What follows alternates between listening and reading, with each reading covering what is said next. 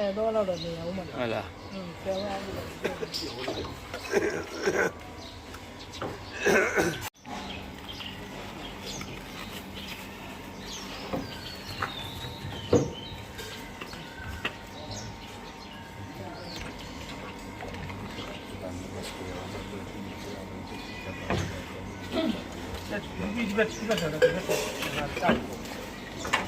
ဒီနေ့ဆက်ရှိရနေရလူရမ်းမှုကုသိုလ်ရှင်ကတော့ နောက်ကလာတယ်မေး ကိုဖြိုးရစာအောင်ရဲ့မွေးနေ့ကုသိုလ်ဖြစ်လူရမ်းကုသိုလ်ပြုပေးခြင်းဖြစ်ပါတယ်ခင်ဗျာ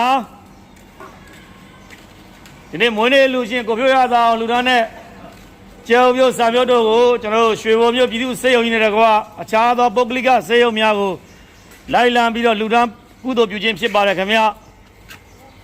အလူရှင်ဖြစ်ပါသောကိုဖြိုးရစာအောင်မိသားစုလည်းကျမ်းမာချမ်းသာပါစေလူရဆန္ဒလုံးဝပြည့်စုံနိုင်ပါစေဗျာ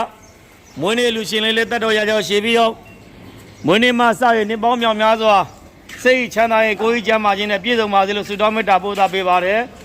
မွေးနေ့လူရှင်လေးလူသားနဲ့အာဟာရကုသိုလ်ဒါနများစားသုံးပြကြတဲ့ဝေဒနာရှင်များလဲ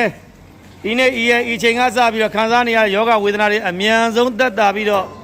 အမြန်ဆုံးပဲပျောက်ကင်းကြပါစေလို့ဆုတောင်းမေတ္တာပို့သပေးပါတယ်ခင်ဗျာဝေဒနာရှင်များအားလုံးကျမ်းမာချမ်းသာကြပါစေလူရဆန္ဒအားလုံးပြည့်စုံနိုင်ကြပါစေဗျာယနေ့ကိုဖြိုးရသောအောင်ရဲ့မွေးနေ့ကုသိုလ်မွေးနေ့ထိမ့်မှဖြင့်လာရောက်ပြီးတော့လူရန်ကုသိုလ်ပြုခြင်းဖြစ်ပါတယ်မွေးနေ့ကုသိုလ်မွေးနေ့ဒါနလေးပါခင်ဗျာ